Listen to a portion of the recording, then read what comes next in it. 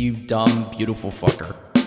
Who wants to be in America's slash fic with Abraham Lincoln? Louisiana Purchase, that's a name. You need to really get off my balls, okay? I'm gonna kick your ass. Also, why was Michelangelo so stinky? Ew.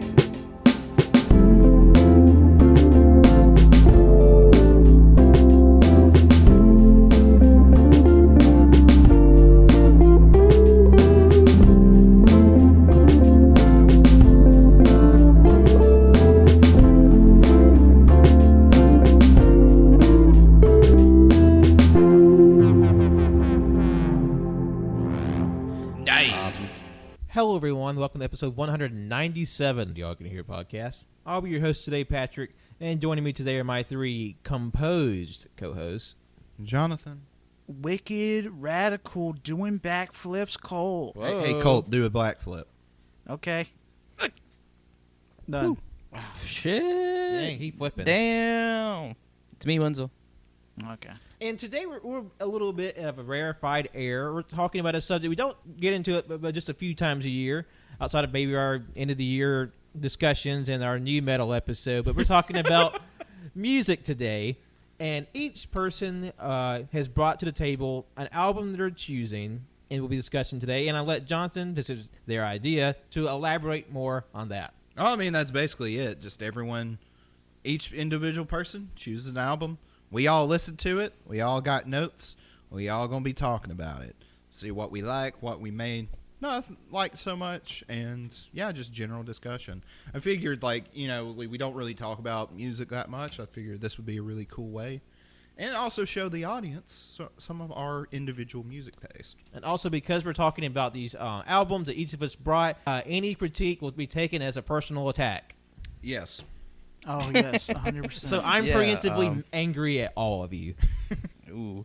Yeah, I would like to say a huge thank you to Jonathan because I've been wanting to do something music related with this podcast for a while. Couldn't think of anything, and anytime I brought up anything, everybody, two people who are not here on the podcast, would complain. So, yeah. Also, I couldn't come up with ideas, so I don't blame it entirely on them. Yeah. Wenzel and I, at least I know Wenzel and I love music. We listen to music constantly. Wenzel and I, out of the four here, I feel like listen to the more genres and more people. I know Pat's been getting better, but Wenzel's the ringleader of that, though. There's definitely a lot of quantity on the Wenzel and Colt end of things.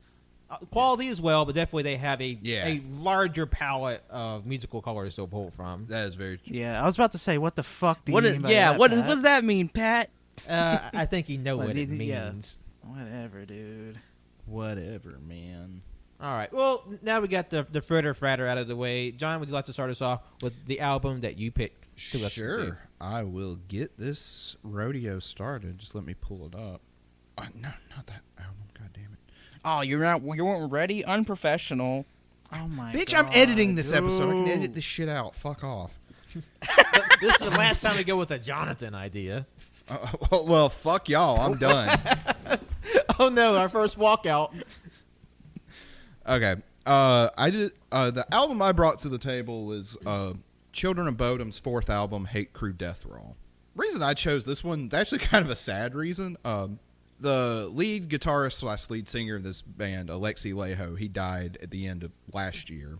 And I used to listen to this band like a fuck ton in high school. So I was like, you know what? I'll go back, listen to some of these old albums, relearn some of the songs I used to know I play on guitar.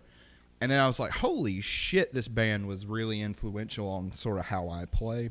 And yeah, and I was originally going to pick the album after this, but I was like, that one has a lot of filler on it.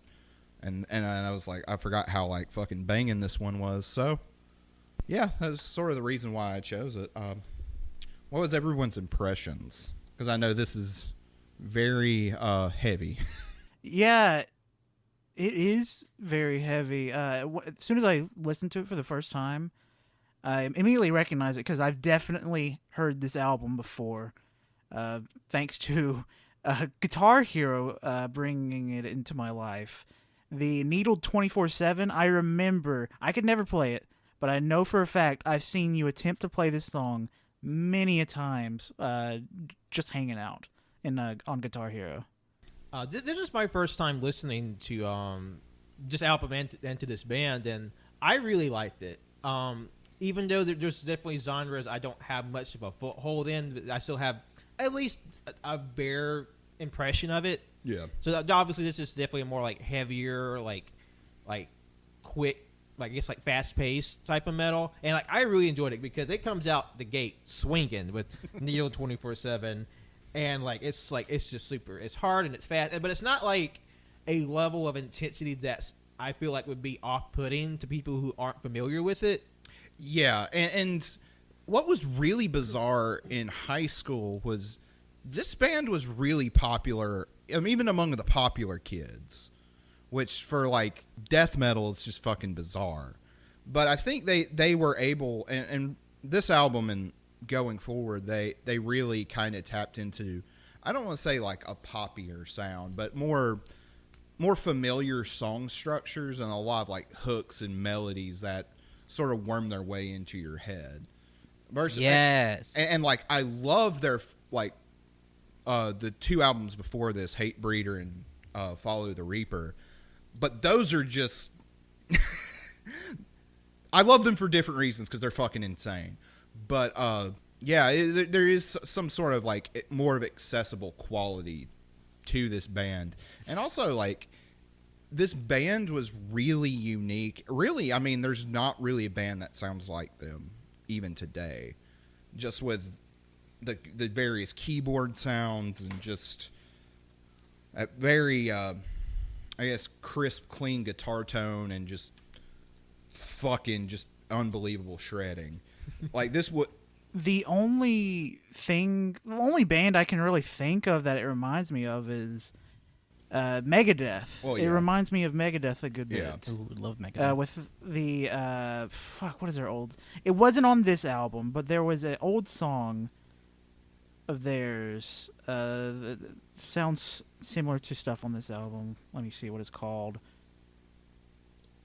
If you want peace, prepare for war. That song is very Megadeth sounding. yeah. to me. Well, I mean, like Megadeth, Metallica, all those bands were like super influential on this generation of guitar Yeah. players. But yeah, it was like I said, they're really, especially at the time, like this type of sound was just definitely not in. I mean, this was like height of new metal, and these guys were really ahead of the curve and kind of led the way for other bands that basically fill in the void after new metal kind of took a shit in the mid 2000s. A lovely, beautiful shit That we talk in pure adoration of in the new metal episode. Exactly. Go check that one out. And it's like I love new metal, but it's more of a guilty pleasure in some cases because Nah, I ain't guilty. I'm pleasuring. It's guilty of giving pleasure. yeah, for real. Yeah, you know that.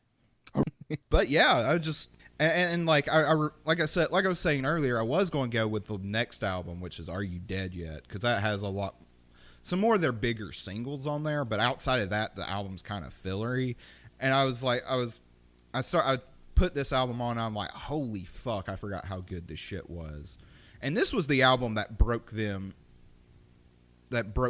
in the States. Is they're Finnish? Yeah, they're from Finland. Oh, I didn't know that. And yeah, it's just, and Alexi is just like one of the best what was one of the best guitarists of, the generation sort of before me that sort of influenced. Because I like going back through and just learning some of these licks, I was like, holy shit! Like this was such a, and the thing is like I forgot, like I didn't realize how much this band really put out, because it was like I listened to a few albums after this, but after high school they kind of fell off the map for me. But yeah, it's just, I mean, granted, it's pretty, you know what you're getting. It's pretty just straightforward. You're going to get crushing riffs, solos out the ass. You're at least getting one guitar solo, one keyboard solo. But yeah, so just some of my favorite songs: Needle 24/7, 6 Pounder. It has like 2 great solos in it. God, and just when just the riffs in 6 Pounder are just I'm trying not to make the sounds with my mouth. It's just like Yeah, I feel you. Yeah, yeah. Because I have Needle 24/7 playing in my head right now. That I want to do it. I want to make the noises. main melody. Yeah. Yeah. Like when there's a song I really like, and there's a part in there that's just not lyrics or anything, I will just start making the sound with my mouth. I feel you. That's funny. Yeah, because I know that's not going to be pleasant for podcast listeners, but just the. But like, be honest, listeners, you all do that too, and you like try to vocally approximate whatever sounds happening that's not lyrical. But like in 6 Pounder, Yeah. at the end of the first chorus, where they say 666 pounder, and then kicks into that first guitar solo, I'm like, fucking shit. It gets me rock hard every time. Yeah, the guitar sections in this album are fantastic. Yeah. Little Blood Red Riding Hood was another one of my favorites. Okay. I really like that one. My favorite tracks, I actually have them listed all: Needle 24/7, 6 Pounder, Chokehold, Bodom Beach Terror, Angels Don't Kill, Triple Quartz Hammer Blow, You're Better Off Dead, and Hate Crew Deathroll.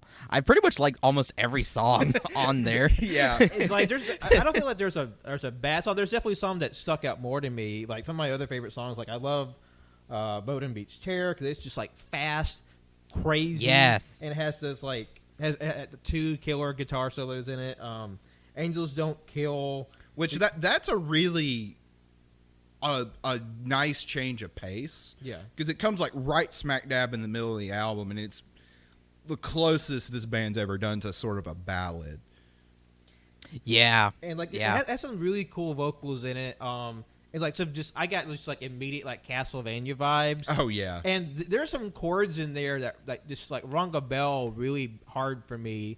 I think there's something in it that reminds me of Sabaton, Careless Rex. Yeah. There's some chords in there that sound very similar. Yeah, they're very much power metal inspired. And like I think there's some vocals, and it might have been in Bodom Beach Terror that kind of remind me of like Lordy, the monster metal guys. Triple Quartz Hammer, that spooky intro, love it. I really love Someone Put Something in My Drink. that was a like. Granted, with almost all the albums I was introduced to today, I had a really hard time making out the lyrics, but I just really love the sound of Someone Put Something in My Drink. Yeah, for real. Yeah. No, I was about to say this. This is definitely more accessible in terms of power metal, death metal. This is actually listed as melodic death metal, which makes sense. Mm-hmm. But like, I would also throw in this is like easily bubblegum metal because of just how it's not as hard and inaccessible as a lot of metal is. Now, You just pissed off a bunch of. I mean, I'll say. You're I mean, gonna I'll have say some the same fucking thing. nerds coming after you, Winslow. Like, Bubblegum metal is metalheads in not- his DMs. Because like, Whatever. metalheads They- are like the most insufferable nerds. And in plus, music. like, they're very inclusive and like, oh, we stay in our box and your shit can't get in our box. Like, very regimented and very like separate. Which doesn't make any sense. Yeah. And plus, like, especially when the things that separate a lot of different like subgenre of metal are very minuscule. Yeah, like I mean, there's some subgenres of metal that I'm like, okay, yeah, I can see why that would be a separate thing. But then there'll be like times where they'll like, I found this one part of this one song by this band you've never heard of, and we're just going to make an entire band, and that's all we're playing is just that one part of that song. I'm like, get the fuck out of here. Just like it's just like for there's a lot of like just nerdy bullshit that happens with metalheads, and like I say this as someone who's like the most removed from like musical fandom, but even I know that. Yeah, and thankfully now with the internet and stuff like that, a lot of those barriers are breaking down. Also, too, a lot of the old heads are dying off. Make way for the new blood. Yeah, the younger ones are a little bit more. They're a little bit more nicer. They're a little bit. Yeah. Yeah, I was about to say because because my like, experience. and then I bring up bubblegum because that's what was used to describe. I remember reading this. That was what was used to describe Ghost, and I was like, yeah, that makes sense. They are a lot softer and more accessible, and I love it. Hell, Satan. Man, and when I named my favorite tracks, that doesn't mean the songs that I don't have on here aren't good. It's just that these ones are the ones that stood out to me. The entire album's great, I believe. It works fully. And speaking of, well, we weren't speaking of it, but Bodom Beach Terror, I really like that because for some reason in my mind when I heard it, I just thought it was like a parody of like Beach Boys. I thought it was so fun. It just reminded me of a scene in a slasher movie where there's a bunch of like teens on a beach and they're just getting killed. They're just being cut up. Yeah. Like or like the beach scene in It Follows. It was just this album was just a lot of fun, and I think that's what makes it even better is that like it just doesn't. It's serious, but it doesn't take itself too seriously. I mean, I think I saw when I was looking stuff up about this album that lead guitarist, I think I saw in an interview where he said that that's if you like he doesn't take this genre music or the album like he doesn't take it like he takes it seriously, but like I think it was like they were having fun with it, and if you can't have fun with it, then what's the point? Don't be so serious about it. And I really like that. I really enjoy that about this because it's just a whole lot of fun. Just like Pat said, just fast paced, in your face punches. It's just so good. Yeah, and I liked at the end of Bodom Beach Terror, they pull a freaking lines from American Psycho, Christian Bale's character Patrick Bateman. Yeah. I really like that. Because there were like some spoken audio clips in there, like there's one in Angels Don't Kill Us says my pain is like constant and sharp, and it goes on a little longer. And there's one I forget where it is attached to. It's like death. What do you know about death or something like that? Yeah, I think that's at the end of Needled 24/7. So I thought that was funny to have like these sort of audio clips sort of inserted in there for like flavor. Yeah. And sort of going off of what you were saying, Wenzel, it was like, these guys just really had fun. Honestly, probably a little too much fun because they were notorious for having like killer parties. Oh. And and Alexi is dead from some health issues that popped up. Just like a lot of hard living, it sounds like. Yeah, and over like the Dang. past few years, you can see he's looking a little he was looking a little skeletal. But yeah, it's like I love just sort of the more jovial's not the right word, but you just very, I don't want to say bombastic enthusiast. Yeah, I don't want to say tongue in cheek, but just more of having fun with it because like I love the shit out of metal, but some bands tend to take it are a little too self-serious with it, and especially when you're in the more extreme genres like black or death metal, taking yourself too seriously makes you look more silly than you think you are. That's why my favorite metal bands are like mythology based. When they're not racist. Yeah, black there metal are is some full of good fucking mythology Nazis. bands, but there are good mythology bands that are not racist. I promise. Just be very careful because like, man, you think it sounds so good. Let me look up these lyrics. Oh no, I should not listen to this ever again. Yeah, I saw a meme that was the cycle of listening to black metal. It's like, find a band, really love the sound, find out they're Nazis, not listen to them anymore. Repeat cycle. Repeat cycle. Fuck.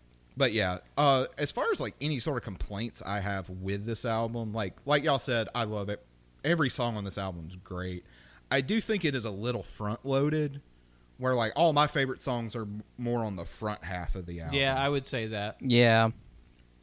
Yeah. And I think a lot of that also kind of has to do with sort of like older album making philosophy. because you kind of want to lead with your best stuff, but if I had but that's just me like grasping at straws, like nerd. If I had like any other small criticisms, the vocals were like a little too like bordering a little too screechy for me. I know like there's obviously ones that are much more like haggard and yelling, but like it's on a cusp of a line. It's just like this is a little screechy, but like it's not in any way intolerable. It's just kind of like it's more in the direction I feel like that's not my taste, but it doesn't like cross it. Right? I mean. Yeah, and like I love Alexi's guitar stuff. His voice isn't necessarily the greatest, but like the thing is a lot of bands from like Scandinavia at this time, these guys, Opeth, like they're just like, we need a singer. Who's going to sing? And they're like, I guess I'll do it. Yeah, I would agree with you, Pat. It almost crosses the line of being like intolerable, because when you have these bands who like pretty much are going into like screamo territory, I get really turned off, because it's like, I don't mind that I can't fully understand when what a singer is saying. Like, I don't mind that. It's just that when it's like... It's when it gets to pig noises. You're making pig noises at me. See, y'all say that, but like part of me is like, I love that shit. I find it hilarious. Okay, but for me, there's some that are tolerable. Like God, there's a song on this one album for a band, Old Iron, I think. It's I can't understand anything they're saying, and I love it. And they're speaking English. So, yeah. What are you doing? I'm singing. Oh yeah, give me no. Somebody give me a guitar lick, and yeah.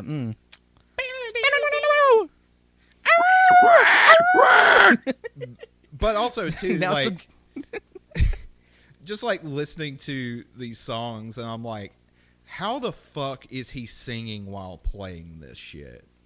Because that's how I feel about every when artist. it comes. Not every artist. Some artists have like the guitar stuff already. No, I'm talking about talent. Like, like how, like that's good. Like being able to sing and play stuff, like it's crazy. Because it's just cool. Like, holy shit, this is.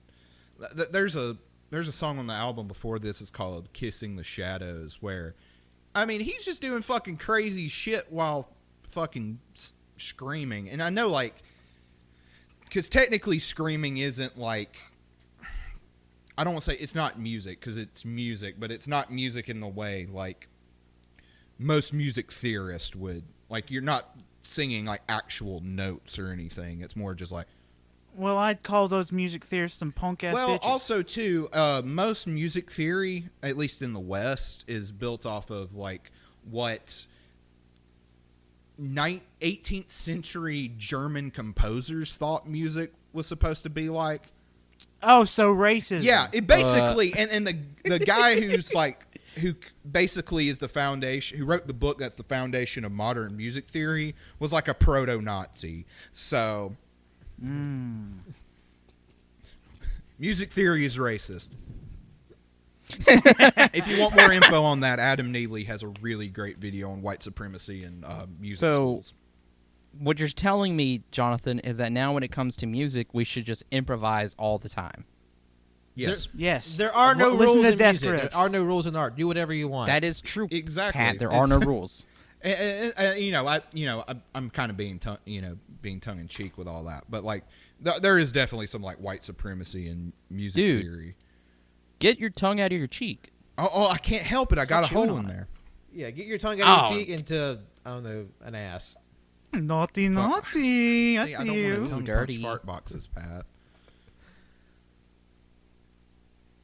I really liked the album. I thought it was really good. Sent me back in time for a little bit. Yeah. Overall, very nice. I'm definitely going to be listening to Needled 24/7 a lot. Thanks for bringing it back into my life, Jonathan. I would also like to say, really love the keyboard section in Chokehold. I love the keyboard sections through the entire thing. The keyboard sections caught me off guard because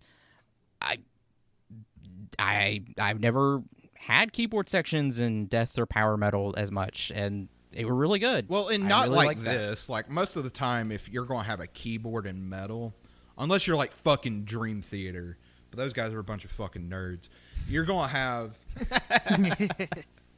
I mean, they went to Berkeley. They're a bunch of fucking... I mean, it's true. Yeah. But, I mean, No, you usually don't... I mean, it's mostly like just like chords, like ambient noise in the background. It's not like this forefront, like... You know... Oh yeah, no, exactly. I really liked it, and also for Triple Quartz Hammer Blow, you guys talked about how creepy it was. I was gonna say I got John Carpenter influence from that, or vibes. I might be wrong, I might be correct, I don't know, but I loved it. So, hell yeah, yeah. 8 out of 10, Jonathan. That's my rating for this album. 8 out of 10. Loved it. Yeah. If you like this shit, I recommend the 2 albums before this, Hate Breeder and Follow the Reaper, the green and blue album, respectively. gotcha. All right, everybody else, put out your ratings right now. I would say 8 out of 10 as well. I really liked it. I would say I give it an 8. I mean, I give it Jonathan? a 9, but I'm biased, so. Yeah, no, that's Yeah. fine. By ass. Nerd. Bitch. All right. Well, thank you, Jonathan. right. Round of applause for Jonathan. Clap, clap, clap, clap, clap, clap, clap, clap, clap. Let's clap. All right. And we'll be talking about the second album on the discussion table today, and that was given to us by Colt. Colt, would you lead us into the next album, please? Yes, sir, Sergeant, sir. I will. My album today is called Details by Frou. This album, I chose it because it's been something I've been listening to a lot lately. And it was something that I didn't really discover until now. This album came out in 2002. It's made by Imogen Heap, which you might know her from Hide and Seek. It's is her big Imogen song. Heap, okay? Let me fucking talk, okay? Well, say the name right, or don't talk at all. Let me... And Guy Sigsworth. They're a It's duo, actually Gooey. pretty much. Fuck you. Okay? The duo is Imogen Heap and Guy Sigsworth. No, it's not. Say it right, Colt. It's Imogen Heap. I'm going to be... And it's Gooey Sigsworth. Bleep, blurp, spleep, splurp. I'm sorry, I don't mean to make fun of this guy's name. My name's Wenzel. But you know her because she's got a beautiful voice and she created A very Hide and Seek. unique Guy voice, Sigsworth too. is very, very much so. Guy Sigsworth is a guy that mostly works in the background. He does. He works with a bunch of big artists. He doesn't really stick with people for long. I'm saying this because the band released this album in 2002, and they disbanded in 2004. So they were only together for 2 years. It wasn't any like infighting or anything like that. It was amicably. They're done. They're just done. But they came back as of 2017. They are active again, doing some stuff. But yeah, that's the reason why I picked them. Another bit of info before we get into the actual tracks and what's holding it. I had no fucking clue that Frou covered "Holding Out for a Hero" for the Shrek 2 soundtrack. That fucked me up more than anything. What? Okay, that's a fucking bomb to drop. Frou covered "Holding Out for a Hero," the Bonnie Tyler song, I think, for Shrek 2. I mean, that's the most memorable part from Shrek 2 is that Holding Out for a Hero. It's like half meme, half serious enjoyment. I've never seen. But the Shrek. thing is, I think they used the original Bonnie Tyler in the main scene with "Holding did Out they? for a Hero." I don't. They just have this in the soundtrack. I don't fucking know.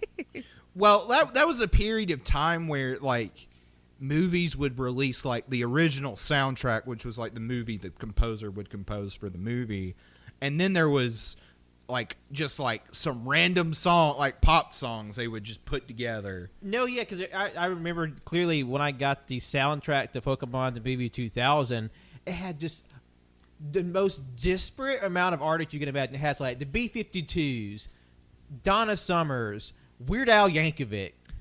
Well, I mean, he wrote the original Pokemon theme song, right? What? I swear I'm not making No, that up. like he has a song of the Pokemon. He has Pokemon. I know that's in there. I don't know if I thought he wrote the original. Pokemon. I don't know if he wrote the English lyrics for the original Pokemon theme song. While you're looking that up, Colt, get us back on track with Imogen Heap. No, Yeah, hold we're up, talking hold up. about. Pokemon. Al, you ain't subtle. All right, continue. Shut the fuck up, please. No. Okay, we're talking about Frou, the album details.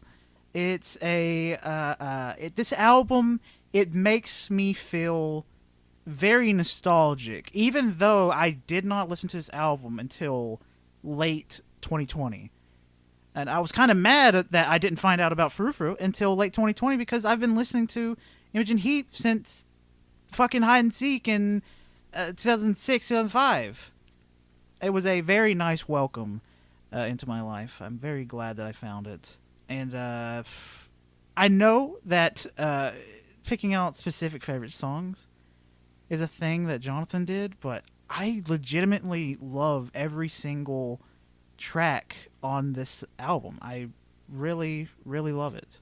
It's a depressing album in ways because it's mostly about breakups and tough relationship stuff that was pretty big, I feel, in the media in this time frame. It was a bunch of Breakup albums or like I dug my key into the side of his four-wheel drive. Okay. Carbon name okay, is his just letters. bring Carrie Underwood. It was breakup music. Taylor Swift was part of it as well, but it's done. I mean, this album came out in like a 02. little differently. Yes, it was like the beginning area, I guess. it was literally It's January done- 1st, 2002. Oh, it was? That's the actual date? That's the actual date, January 1st, 2002. Oh, damn. But it's done differently. It's done in a way that I really like it. It's all around very beautiful album that I love. Now, everybody, take your knives out and start stabbing me. Tell me what you think. Yeah, I was about to say. Yeah, no. Imogen Heap were like heap of amazing musical talent. Got her. Yeah. Ayo. Yeah. Suck on these nuts. Jesus I- Christ. That's I disrespectful. yelled that in my fucking house That's with my parents. disrespectful. Wenzel's dad's gonna come in the room. It's like, Wenzel, you're grounded. But Dad, yeah, I'm no, this- 23. I don't give a Oh, shit. you want to make it 2 weeks? I'm not. Also, when I said that, I wasn't saying that to Frou. I was saying that to Colt. We'll let the viewers be It's the judge of disrespectful that. Still. Please, no. I said it to Colt. Please. Fucking I said it to Wenzel's Colt. canceled. Anyway, no, Colt. I was gonna say this was like for the time and even now, it's like different from a lot of electronic music. This goes into like alternative pop, electronic pop, stuff like that. Those areas, those genres, and it was very nice, very ambient. Like you said, it deals with a lot of subject matter concerning breakups and relationships and stuff. So that was, that's not new, but it was definitely interesting. One of the songs actually is a cover. Maddening Shroud is a cover of an Yes! Acacia, the group Acacia or whatever. Yeah, Acacias. Yeah. Man and Shroud. I gotta say, I really loved it. I really liked it. I love Imogen Heap, and I remember Colt telling me like, you need to listen to Frou. I was like, okay, whatever, nerd. Suck on these nuts, and then You did say that. and then whenever Colt threw that in here for this episode, I was like, hell yeah.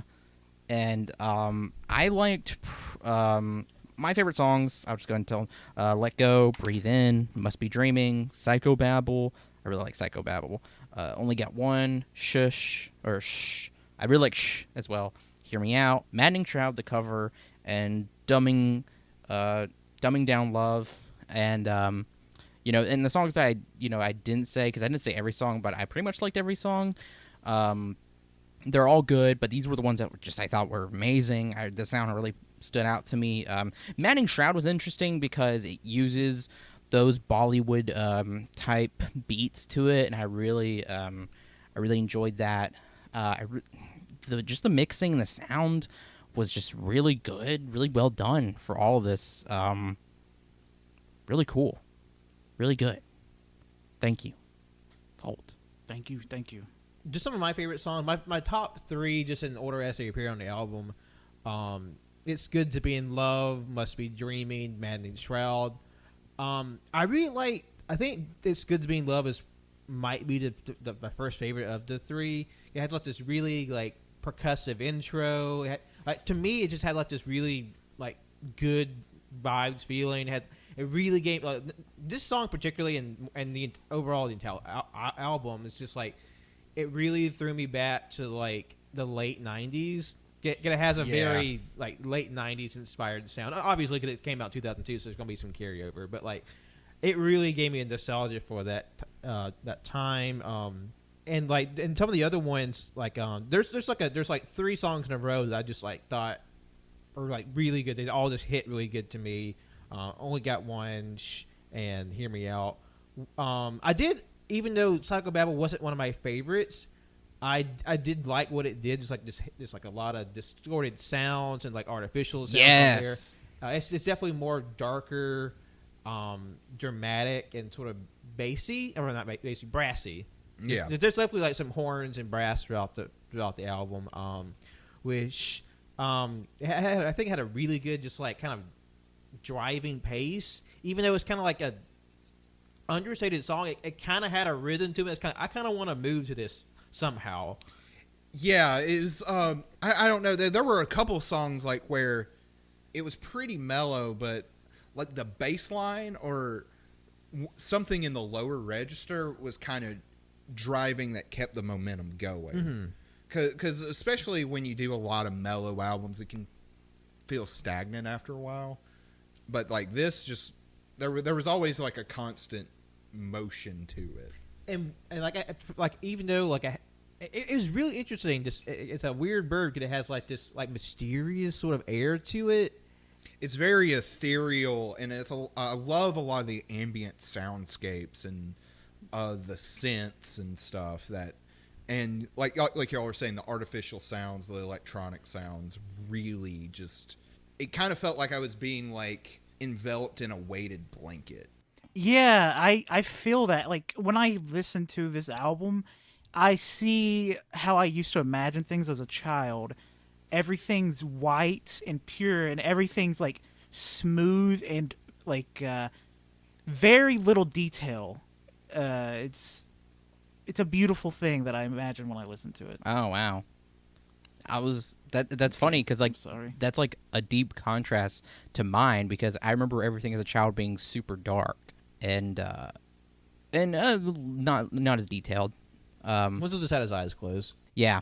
No, that's the thing about this is that like from what I read, when it comes to certain instruments or instrumentals, they used actual instruments. That's why this, for being in the electronic genre, was like really people really enjoyed or thought was like pretty unique, was because of the use of actual instruments. And man, it was just really really good. Especially I really like the strumming at the beginning of Shush, or Shushing, whatever the song you want to call it. Shh.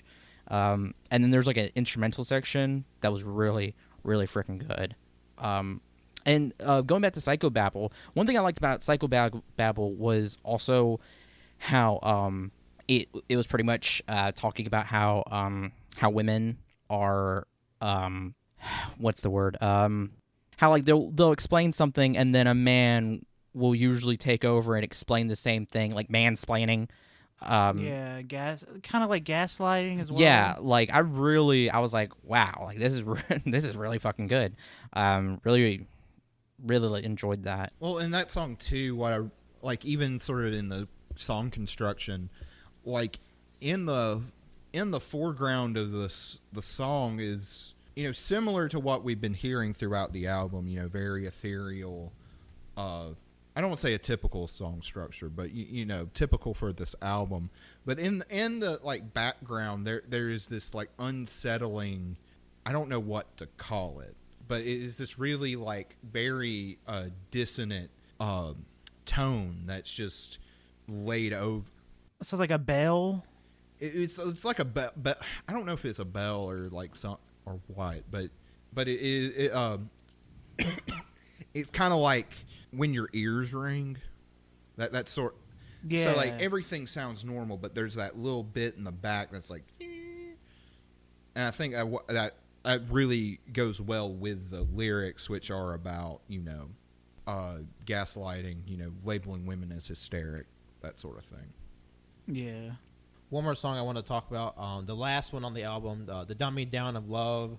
I think it was a really interesting way to end the album, because like it's definitely one of the more like slower, more somber songs on the album, and like this is definitely a personal thing, but with the use of like the overall sort of atmosphere of the song and sort of like the horns they use in Dumbing Down, like I got like this sort of like really weird like nocturnal vibe. Yeah. Like this is like something you to be playing, be very apropos, like just like a drive like late at night. Yeah, I very much like got the impression of like being in like New York, like a New York apartment, like late at night and it's raining, sort of thing, and probably like away from like Times Square, where I mean, even if it's like 1 o'clock in the morning, it's going to be like the sun's out. It's like a late night in a dark city. Yeah. Hey, you said New York? Mhm. You said New York? Jersey! I'm walking here. Yeah, and I The think Godfather. God damn it. God damn it. And I think the jazzy brass section at the end really, you know what I'm trying to say. I think I threw Jonathan off. My mind broke. I think probably my favorite song on the album is "Must Be Dreaming." Mm-hmm. Just sort of that soundscape. It starts out with the plucky guitar intro. I'm like, all right, you put any sort of guitar in front of me, I'm gonna be like, this automatically is a 5 out of 10. Now you can build off of this. But like the little like trickling piano in the chorus. If you've ever listened to the Final Fantasy 13 soundtrack, I very much got that sort of tone, and it is very ethereal, and it very much does feel like sort of being caught up in the that sort of honeymoon phase of being in love with someone. I was about to say, Jonathan, I've never played Final Fantasy, but I got Final Fantasy vibes from this album. Like, Yeah. like I don't know why it hit. You go ahead. Like later Final Fantasies too. I could definitely see it. It hit a weird nostalgia for me for like early 2000s anime. Yeah. Even anime AMVs. Like, I don't know. Oh, God. Like, Yes, let's get the fucking Fergie AMVs for like Naruto. Let's get some Three Doors Down. Let's get some 3 Days Grace. It's a like heavily pixelated Naruto song. Or you forgot the number one, and that was Linkin Park. Thanks for the memories, though. Oh, thanks for the memories. somebody. Even though they weren't so great. But yeah, like all the songs y'all are talking about, fucking dig. I really love "Let Go." I think it's a really awesome way to open the album. We talked about Psychobabble enough. I really love because like when I was talking about earlier, the sort of that driving element to a lot of the songs, that was the one I was kind of thinking I had in my mind. And then also the bass line towards the back half of the song fucking slaps. Yes. It's just like real like groovy. And plus, there's that really nice like fake out in the middle of it. You think the song peters out, and it's like, oh, okay, now psych bitch, we still got a whole minute and a half left to go. Yeah. Yeah. But yeah, I really fucking love this. This is it's real good. If you like it, check out her solo work. It's just as good, in my opinion. It's very good. Also, stuff. check out that YouTube video where she like has this glove that she makes this like crazy sci-fi concert with. Like, you have to see it to believe it. It's insane. Yeah, I think it's like the NPR Table Talk. Yeah. It's the NPR Yes. Tiny Desk, Tiny Desk. concert. Tiny Desk. Yeah. Anybody listening, go check that out. It's crazy. She developed that technology and software herself, which is insane. Yeah. She's magic. She is just a magical person that I want nothing but good things to happen to. Please. That's right. Please. Imogen Heap, come on the show and talk about your magic finger glove. Yes. Yeah. Actually, yeah. That'd be awesome. So, what's those numbers? I assume we're gonna do this for all of them. I mean, Yeah. Just throw out those numbers. I'm gonna force you guys too. For me, yeah, Jonathan, be scared. For me, it's a 8.5 out of 10. I really loved it. Yeah. I personally like a 9. I fucking love it. yeah, I think I'm with Wenzel, like an 8.5. Like, the only like sort of criticism I could come up with, similar to the album I chose, I feel like it is very front loaded. At least for me, a lot of my favorite songs are more the front half of the album. Yeah. But like that's like I said with the Children of Bodom album, that's just grasping at straws. I'm the same way. You know, the songs I didn't like them because they were bad. They just didn't hit me like these other ones. But you know, sound quality and stuff, and just overall like Composition, it great. You know, well done. What about you, Pat? I'm trying to think like a number to stick to it. Be nervous. My initial score was like 7.5.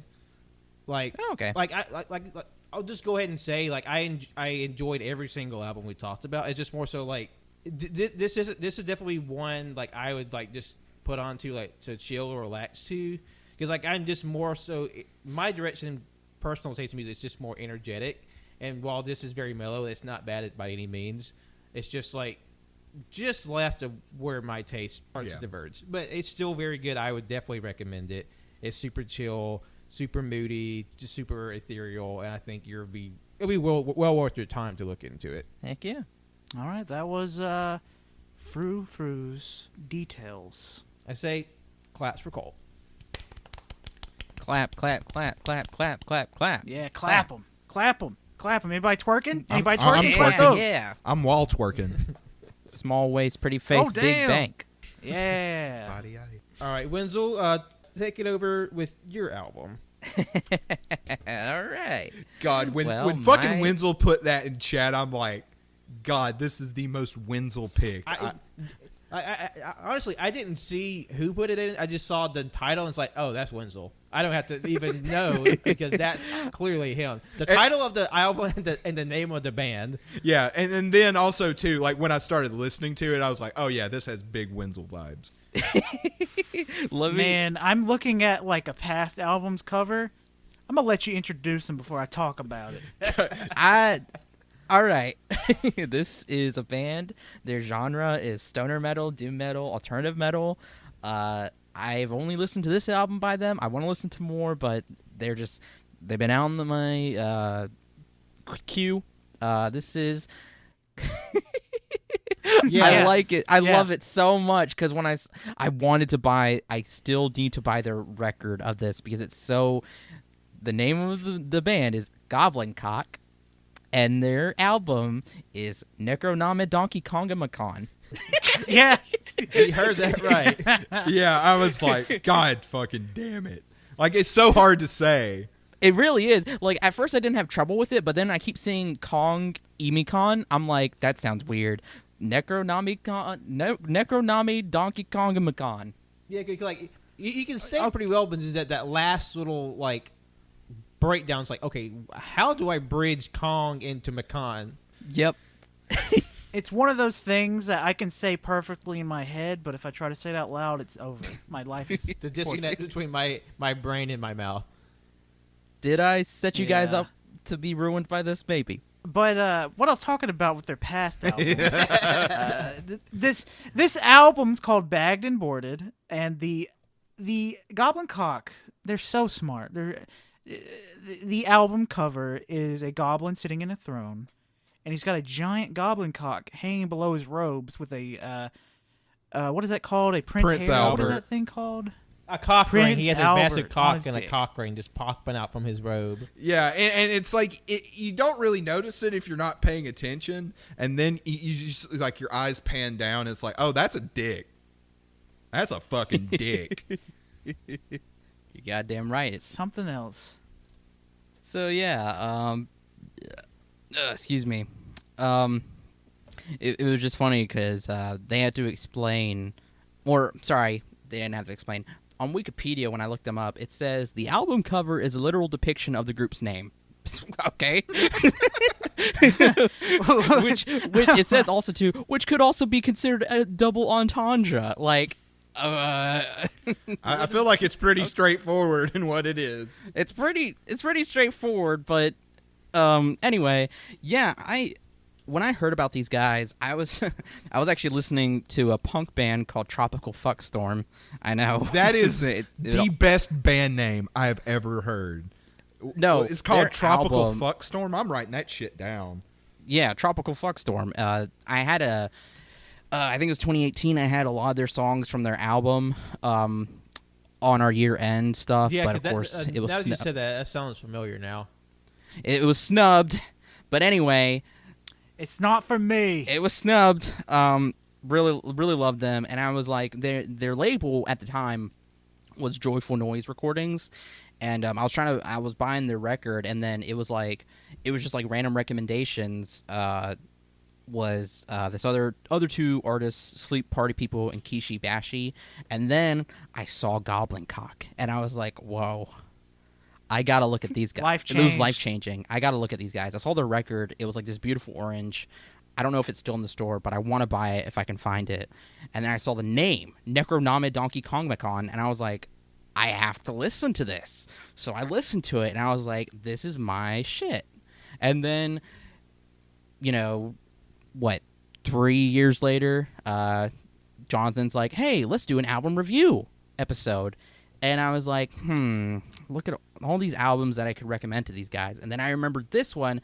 So all of the ones that I had in front of me, I pushed them to the side, and I was like, this is the one I'm going to throw at them. And, I mean, there's not really much to say. It's just kind of a fun little doom metal album. I mean, there's nothing really like, you might want to, you can say it's artsy.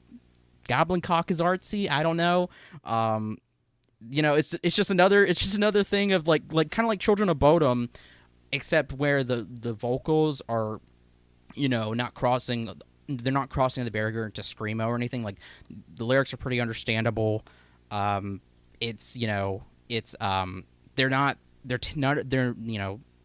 take the music they do seriously because it's music and they love their music, but it's also like, okay, they're having fun with it. And for this, me personally, my favorite songs are Something Haunted, Montresor, Stew Pot's Package, Youth Pastoral, Flumed, Bothered, Your Watch, The Undear World is Moving, Island, and Buck.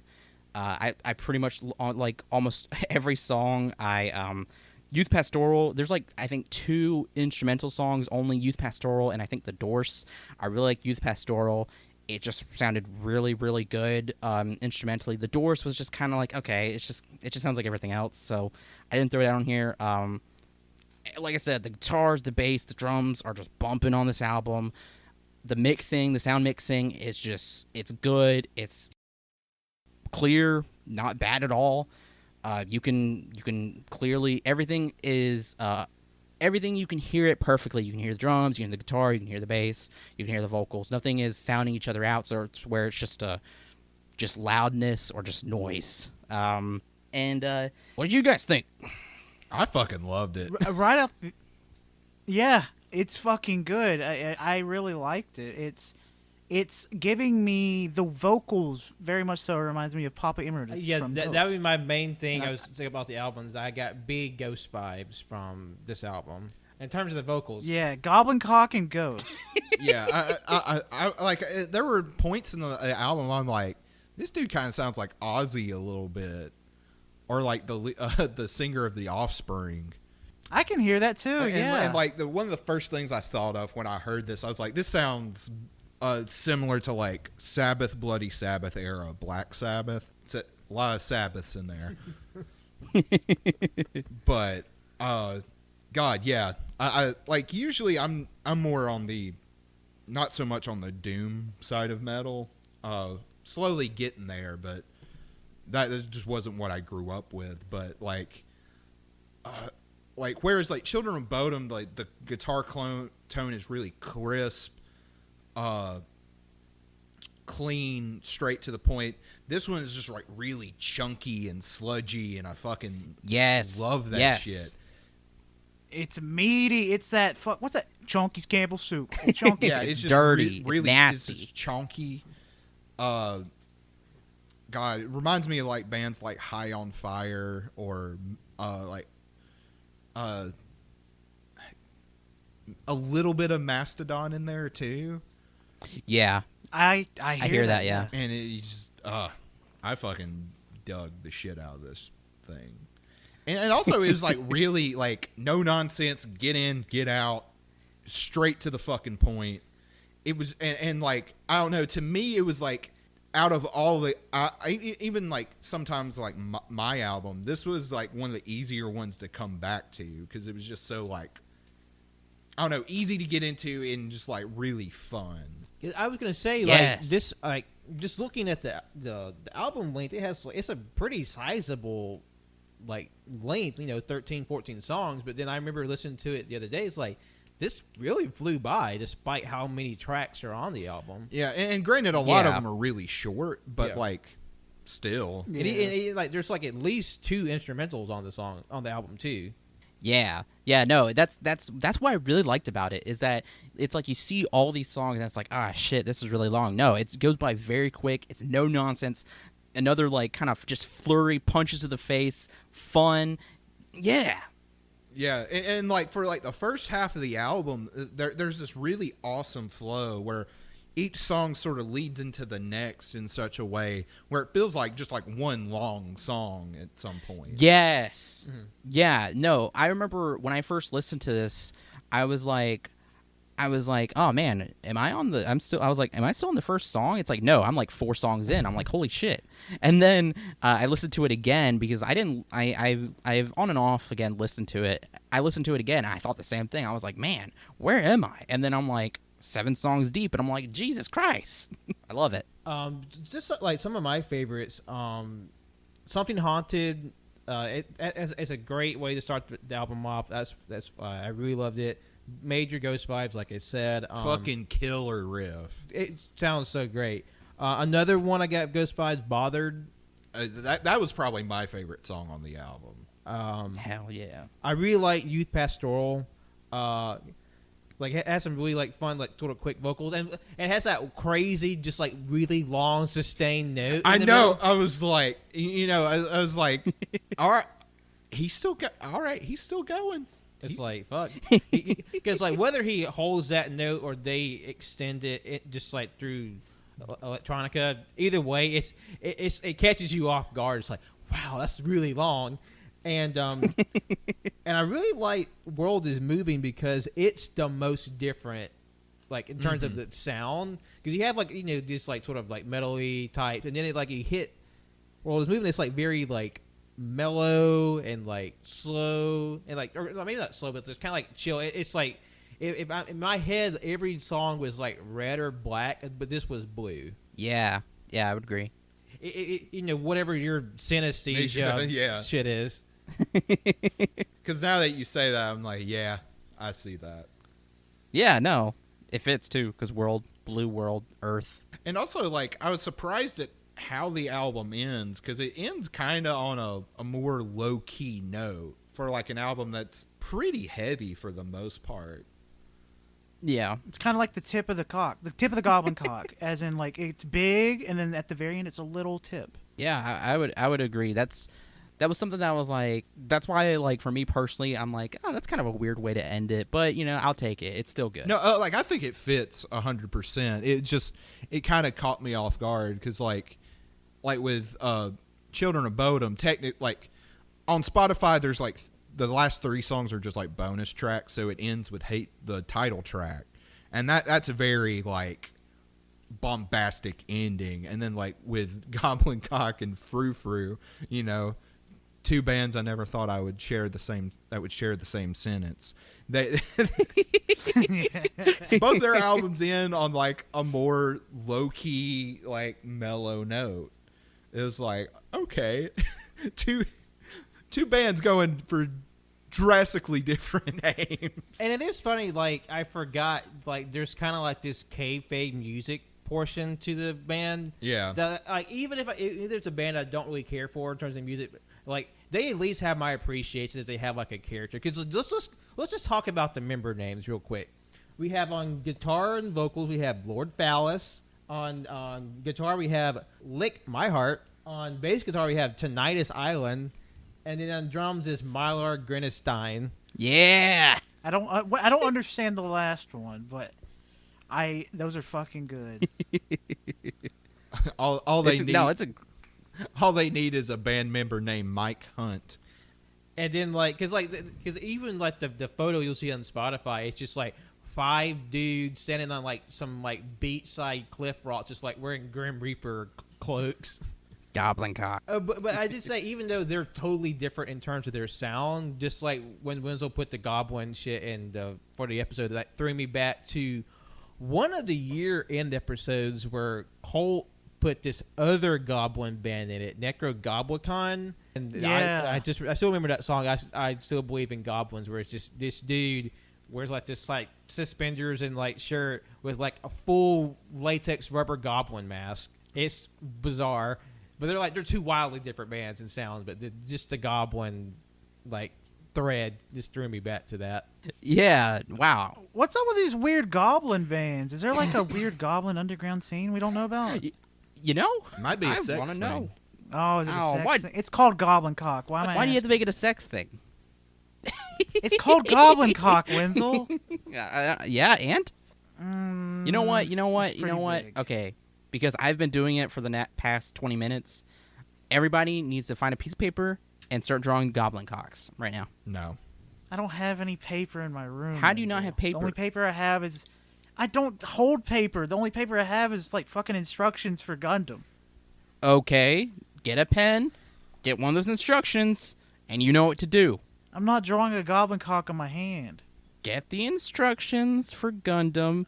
I'm not drawing a goddamn goblin cock. You can't bully us into drawing Goblin cocks. If I'm drawing, You're trying to get free commissions, aren't you? if huh? I'm gonna draw a goblin cock, then everybody else is You gonna did draw that a of your goblin own cock free will. too. You draw more cock than any straight man I ever met. That is true. That is undeniable.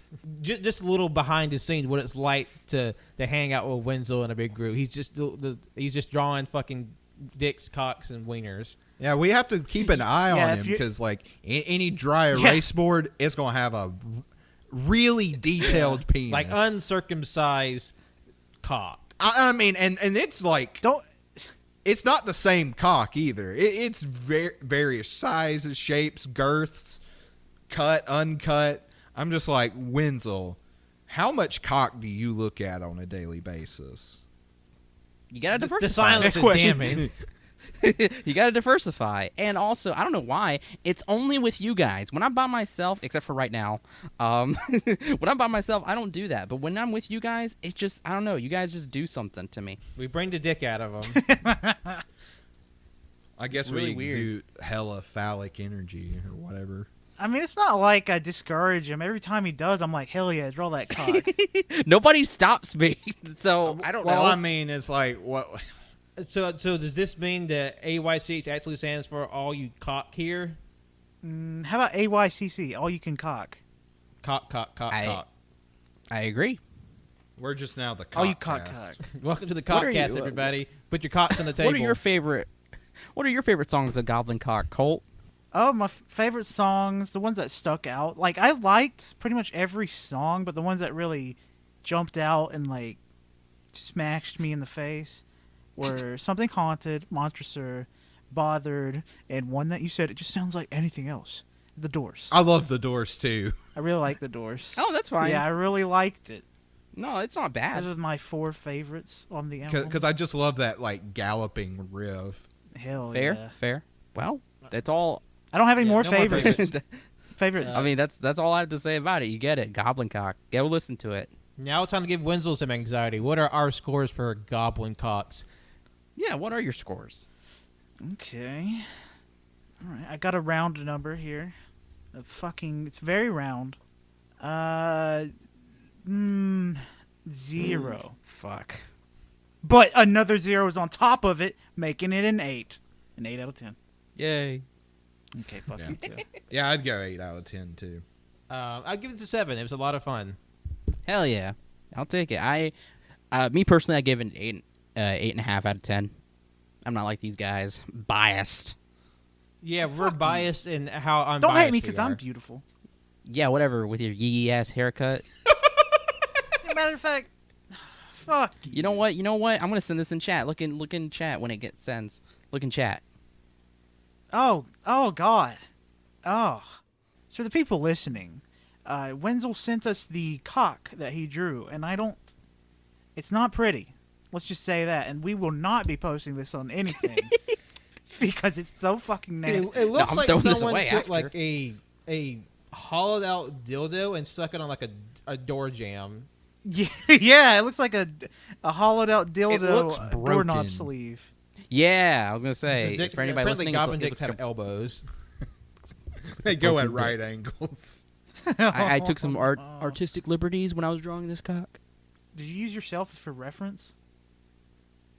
No. No questions. The silence once again is damning. So yeah. All right. All right. Well, since I've been put on the chopping block, Pat, I think it's your turn. Well, first we gotta give claps for Wenzel. Oh, Oh yeah, claps. I don't know if I deserve claps. All right, Pat. Take us home. Yes. All right, I'll take you home. I'll take you all the way to home. Take you home and put you to bed. Take home Country Roads. Yes, Country Road indeed. My album is One Stone by Trixie Mattel. That name rings a bell in your ear, and I've talked about her before on the Patcast, where I talked about all my favorite drag queens. And just a little refresher in case you don't know, Trixie Mattel, she's an American drag queen who sort of came to fame with the 7th season of RuPaul's Drag Race and the 3rd season of RuPaul's Drag Race All-Stars. She's one of the most famous drag queens in America right now. And she also has a secondary career as a musician. She sort of grew up playing music her whole life. And she has a focus with country/folk music. Her influences were Dolly Parton, both musically and for her drag. Yeah. And June Carter Cash with the other inspirations, and she grew up listening to George Jones, Conway Twitty, and of course Johnny Cash. And this album was released on March 16, 2018. And why I chose it is because I'm someone who's typically more of a cherry picker when it comes to music. Like there's very few full albums that really grab me. So I usually there's like 5 or 6 from an album that I enjoy, and I just sort of listen to those. But this album, it's only 7 songs, so it's very brief, and like I love all of them. So I think just in terms of the length and just how usually 7 songs is about average of what I like from an album. It's really just like really hones into like my sort of specific type of musical listening. So 7 songs, 22 minutes, you can blow right through it. It's super easy listening. As for how I first learned about it, because I just knew she was this very funny, famous queen, but back in summer of 2019, she retweeted a concert she did called In the Can. It's like a spoof of like Tiny Desk that she did for Funny or Die, where she played a 3-song set in the office bathroom at Funny or Die. because she's a queen, it's very tongue-in-cheek, like a comedy queen. And the one song that really hooked me was Little Sister, which is the opening song on One Stone. And I sort of I really like this one, so I just went on Spotify and like looked up her stuff, and I immediately fell in love with the album. And as for what I really like about it, and just sort of as a broader concept outside of the music, is that the album combines like queerness with country folk music. And that sort of seems in a lot of people's minds like antithetical, because when you think of country music, you think of like your mind starts to wander like to the South, and sort of like how sort of unsupportive of other sort of identities outside of cis white and male. Hetero.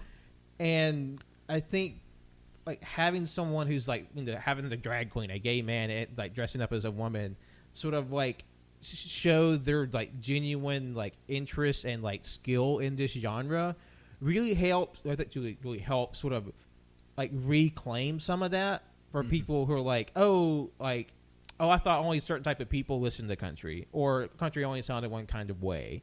And I think that really helped not only sort of reclaim that from like the shitty people who have a foothold in the genre, but also like exposes the sound in the genre to people who may not have ever listened to it.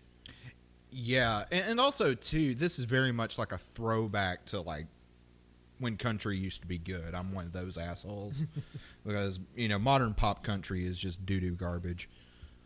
But yeah, it's like what I remember like listening to it, and I was like, there's some songs that are very straightforward country folk, and then I think it was "Break Your Heart." I was like, this has some like more poppy song structures that are sort of brought into this. That really, I'm like, this fucking good. Because I'm fucking vibing. Because like it's only 7 songs, but I think she does a really good job of like sort of just give me like a quick sample flyby of like, because you have like a more like sort of fun, just sort of like very lighthearted country. Then you sort of get to like more like somber is not the right word, but definitely more like contemplative, contemplative, like a little more mellow. And then some are just straight fun, some are more poppy, because like even like her more pop stuff is still like a little folky. Like Yellow Clouds, who came out with a couple years ago, it's like electro folk / like 60s style. It's like it's a confluence of things, and I don't know. Like it's one of the few albums I listen to head to toe every time I do it, and plus I just love. I'll just go down the list here, like with Little Sister, the opening track. That's my favorite off the whole album because it feels like feels like just a familiarity about it. It feels like it makes you feel personal. Like it feels like a very personal song. Like it makes you feel small, but not like in a very like in a degrading way. It feels like it's very focused. Like very individualistic and like sort of like very small town feel. And I love. And plus, like what I love about these songs that I had trouble with the other albums, that I can clearly hear what she's saying in every song. Yeah. So like as someone who's hearing impaired, like being to clearly hear what the song is saying, it's a big boon when you're listening to music. Yeah. Because you can still appreciate just music. It's like, I'm kind of vibing, don't know what they're saying, but like just to be able to make out every word distinctly is always a big plus for me. No, I was gonna say something that I really like about this album is how clear and crisp the sound is. It's really good. The mixing, I've used that word a lot. The mixing is fantastic. Everything is in its place. The instrumentals, the vocals, everything. It sounds really good. And I should say, one of my. All right. Sorry, I wanted to say it because I feel really bad because everything's been so positive up until now for me. I didn't really like this album. My favorite song on it though was Little Sister. The first song, I really, really liked Little Sister. It hit some weird nostalgia that I could only feel. Not nostalgia, it hit some weird feeling I could only feel having lived in the South. I can't explain what it is exactly. But that being said, this album is, like you said, it's, for queer folk or anybody who is in that spectrum, it's like it's really interesting and really different from the cis hetero norm males, white males that we always only have or have always gotten. And it's not bad. It's just not, this album's not my cup of tea. I don't really care for the country sound.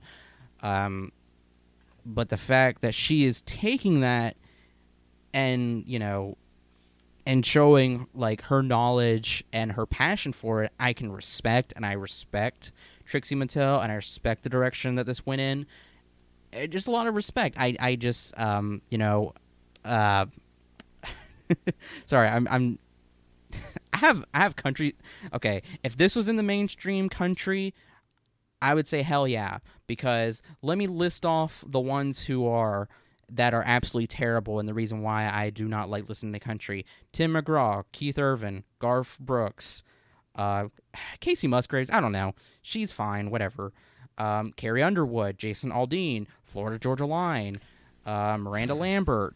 Florida Georgia Line hits a fucking, like, they bust through the bottom of the barrel.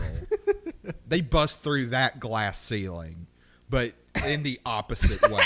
Like, holy shit. They bust through the rock bottom. Like, I swear to God, they're just hitting fucking bedrock. Because that is just, like, the lowest common denominator fucking music. I just...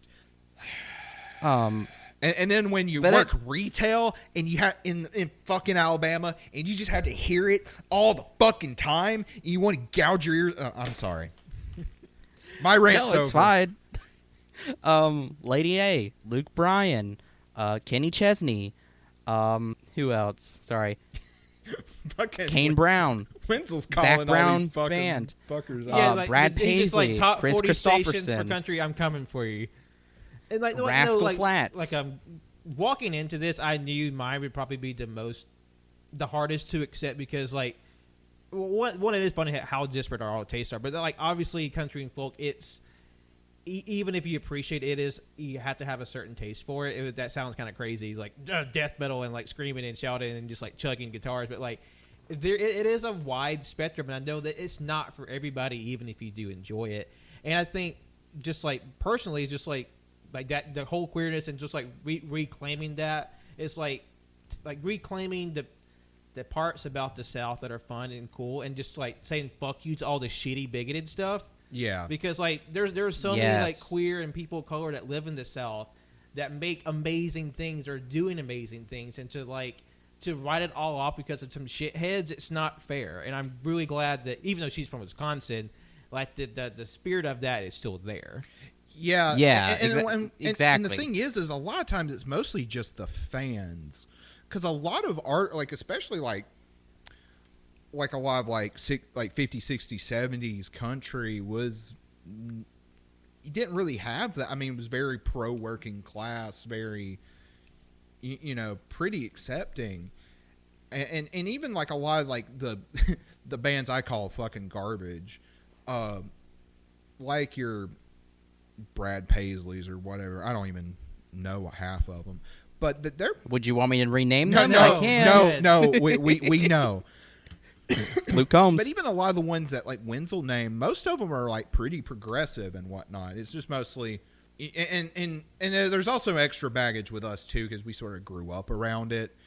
And when you just hear fucking Luke Bryan's fucking "Shake It For Me, Girl" for the 500th time, I just want to just fucking not. Yeah, so there's definitely, like, some mixed feelings about it, but with this is very much like a simultaneously like a throwback to, like, that, like, Dolly Parton, Johnny Cash, June Carter type of sound, and, you know, more like modern pop construction, and somehow it which are, like, two things you wouldn't think would go well together, but it all depends on the right person and how they pull it off, and I think she does it very well. And one last song I did want to highlight before I let y'all really get your piece, because I'm talking a lot here, but Red Side of the Moon is... It may not be my favorite song on the album, but, like, it hits, like, a really cool emotional place. It's about, like, these sort of, these lovers, these two women, and, like, how it's, like, this, like, secret love, this bittersweet. It's, like, it's just a mix of emotion that comes from queer people in love. Like, you know, like, the joy, you have, like, the straightforward, like, the joy of loving another person. I mean, then you have the sadness, or you can't express that publicly. There's the pride you feel for another person. Then there's, like, the little bitty joy, like, even though no one accepts it, you're still, like, just the two lovers together. It doesn't matter because you have this little world to yourselves. And I mean, it's just a great mix of, like, happiness and, like, tinged with melancholy, and, like, I think it's a very emotional, impactful song. And another song she does, hits similar note from her first album, Two Birds, I Know You All Over Again. It's a great song, but it's really hard to listen to. I ugly cry every time I listen to it. It's a great song. Oh man. Yeah. Red Side of the Moon. It's interesting that you brought that up because that was one of the highlights for me because it very much gives this really interesting sonic picture that I really enjoy. It's just like being like under like the night sky sort of thing. It just this is real fucking good. I would agree. Red Side of the Moon. I wouldn't have it with with the song I really liked, which was Little Sister, but I think it's good because it's very interesting. It's a speculative song about how it's rumored that Dolly Parton and Judy Ogle had a relationship, which I think is like, whoa. Like that's really really interesting and really sad, like you said, because it's like a secret love, and that's just always I can imagine sucks. And like Pat said too, it's like people of color, people LGBTQ plus, like they shouldn't. There are so many of these groups that are from the South, and like anytime you think of the South or somebody says the South, you automatically think of just a bunch of redneck hillbilly hicks, and racist hillbilly hicks, and it's like I hope like they should be they make all this amazing art, they contribute, and like I would. They should be able to say they're from the South without that that baggage or that shame. Without worrying what people are. Because I know there was like some Twitter discourse not too long ago, sort of talking about that, how like people who are from the South who are not basically fucking skinheads, we all get lumped into that. The more bigoted aspects of Southern culture. But, like, at the same time, it's, like, it's really easy to do that from, like, the outside looking in. But, like, I mean, at the same time, like, people from other parts of the country, I mean, they don't have much room to stand because, they also are racist. It's just people around here are just too stupid to hide it, Yeah. Even though that's sort of like just atmosphere around the album, it's just like that's just the feel that I get on top of just like it's a very quick in and out album. So. Oh yeah, no, and I think that that runtime is really really nice. It's like I said, it's not the worst thing I've heard ever. It sounds great. It's just I just cannot. It's hard for me to get into that country pop sound. I do not like it. I like folk. I really, really enjoy folk, but country pop, country. I like Americana as well. Americana's fine, but like this, it's just really hard for me to get into that sound. It's just personal taste, and not sort of like a judgment on the quality of the album. Yeah. No, I just and then. But man, it was just what am I trying to say here? No, I was just saying like if Trixie Mattel ever popped up in the country mainstream, and like I don't know, there just needs to be like something needs to be done about the country mainstream. It's just ridiculous because I will say I've been really enjoying Orville Peck's stuff. Yeah. Wow. Yeah. That's really good. And I'm just like, there needs to be some kind of like, I don't know, reformation, renaissance where it just need, these country shouldn't just be a bunch of white cis hetero males. Yeah. But that's just me. I just don't have too much to say on it other than that. What about you, Colt? I'm glad that it has positives. It's a very good message. I am glad upraise queer people around the world. Yay. I hate country. I fucking despise 98% of country. And that didn't really change with this album. I did not like the sound at all. I don't have any favorites. Just remember, Colt, because you dislike this, you are now homophobic. No! Colt, you're canceled. Canceled. Get him, boys. No. And Wenzel, you're soft canceled. You're on yellow light. Okay. No, I understand. I knew this would be a long shot to throw, but like this would just be the one. Cause it wasn't going to be this one. It was going to be like Dead South. They're a folk, like a darker kind of tone folk band that Cody turned me on to a few years ago. Because either way, there's going to be some folk happening in this episode for me, because like we talked several times before already. It's just like after spending so much of my life trying to distance myself from like living in the South and like being from Alabama, like as an adult, I'm like finally going back and trying to really seeing what positive things I'm picking from it, and I think really accepting like certain types of country and folk is part of that. Yeah. Hell yeah. I'm all about the country life because I think it's pretty fun. I think a lot of the country aspects of it's being out in nature, mudding, barbecuing. I don't fucking know. I am very city boy over here, where I sit in the house all day playing Minecraft.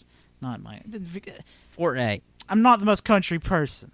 But the aspects that we have, I guess, dealt with that are considered country, I've enjoyed, four-wheeling. Fishing's fun Fishing as fuck. is so fun. Fishing's great. Guns are great. Guns are cool. Because anytime, like this is side tangent, but anytime, we live in America where, school shooting happens like almost every day. And so I logically my brain's like, yeah, we probably shouldn't have like assault rifles and shit. But then like one of the last times I went to my parents' house, shot my dad's AR, and then like the monkey part of my brain was like, stuff go boom. Yeah, that's the thing. Like, I like video games with guns. I like watching media with guns, playing. I don't desire to actually have one in my hands because I don't. It's a scary feeling. I know, like, what, this fucking snowflake can't handle a gun? They're loud as shit. I don't like that. You gotta always wear ear protection. That's why you wear ear protection whenever. And if you're not careful, obviously I'm gonna be careful, but you could kill someone if you're not careful. They're meant to kill. What? No way. I will say I also like shooting bow and arrow. So fun. Oh man, I still have PTSD from from the last time I shot because pulled back. And then when I let go, I had my forearm bent in. So Woo! Yeah, and this was a pretty like high-powered compound bow. And needless to say, my forearm was like a black. Yeah, that's the reason why you wear Yay. you bend your arm the other way and you wear a little forearm strap. But anyway, circling back around, closing it out. Yeah, it good. And even though I know country may be a bit of a stretch for some folks, and that's okay. It's not for everybody. But as always, with these albums, if they're falling into a genre you're not familiar with, let this be a bridge of exploration into it. Even if it's not the album itself, there are other things out there that may entice you to explore these different albums, different genres. Yeah, exactly. Now, ladies and gentlemen, Conway Twitty. Now, Jonathan, you had to find a Conway Twitty clip to put in this episode. Always. Yeah, you got to let the whole song play out. Can we do that? He's dead. We can do that, right? It's totally like he doesn't have offspring. Yeah, he doesn't have an estate that's in charge of his fucking royalties. Like, I mean, what is it? It's now in the public domain? Fuck. No. Right. Any final thoughts on any of the albums that we talked about today before we wrap up? Trixie Mattel, 8 out of 10. I really enjoyed it. Fuck the haters. Indeed. I will say it for the sake, since we've said it for all the other ones, my score, and it's just because I really liked Little Sister, and I thought Red Side of the Moon was interesting. 2 out of 10. Hey, 1 out of 10. Yeah, the bigoted boys over here. I could have been more disrespectful, Pat. I could have said 0.5 out of 10. I gave it that 0.5 because, yay, reclaim. But I don't like that sound. All right. Well, we hope today's album discussion has brought up like just a new appreciation for different types of music, and maybe just a new opening up a door for us to check out and discuss other music as well. Because it's like literally the second full music episode that we've ever done. Yeah, and if that's up, if y'all want to still do that, I would like to make this an ongoing series. 100%. I love music. It's very easy to do. Hell yeah. I don't care if the audience doesn't like this.